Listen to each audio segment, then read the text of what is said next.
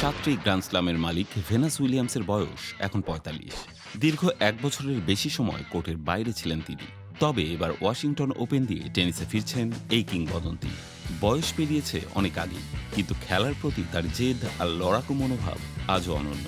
Washington ওপেনে venous অংশ নিয়েছেন ওয়াইল্ড কার্ডের মাধ্যমে। প্রথম রাউন্ডে তার প্রতিপক্ষ ছিলেন স্বদেশি তরুণ পেটন স্টার্নস। বয়সে ২২ বছরের পার্থক্য, র্যাঙ্কিংয়েও অনেক এগিয়ে স্টার্নস। বর্তমানে অবস্থান ৩৫। তবে অভিজ্ঞতার কাছে সব হিসেব ম্লান।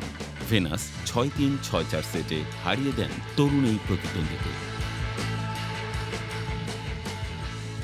এই জয়ের মাধ্যমে ভেনাস করেছেন এক অনন্য কীর্তি। ৪৫ বছর বয়সে WTA ট্যুরে একক ম্যাচে জয়ের নজির খুব বেশি নেই।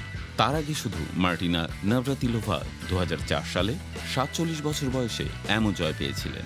সেই রেকর্ডের ধারের কাছে এসে দাঁড়ালেন ভেনাস। ম্যাচ শেষে প্রতিক্রিয়ায় ভেনাস বলেছিলেন, আমার প্রমাণ করার কিছু নেই। প্রমাণ করার মানে দাঁড়ায় যে আমি কখনো হারিনি বা অন্য কেউ আমাকে হারায়নি। এটা তো নয়। তার কথায় ফুটে উঠেছে আত্মবিশ্বাস, অভিজ্ঞতা এবং সেই চিরচেনা দৃঢ়তা, যা তাকে এত বছর ধরে টেনিসে ধরে রেখেছে। এই প্রতিযোগিতায় একক নয়, ডাবলসেও কোর্টে ফিরেছেন ভেনাস। হেইলি ব্যাপটিস্টের সঙ্গে জুটি বেঁধে প্রথম রাউন্ডে জয় পেয়েছেন বুচার্ড ও ক্লাভিগোনোর বিপক্ষে। সব মিলিয়ে এই সপ্তাহে কোর্টে ফিরে তিনি পেয়েছেন সাফল্য, সাহস আর নতুন করে আলো ছড়ানোর উপলক্ষ।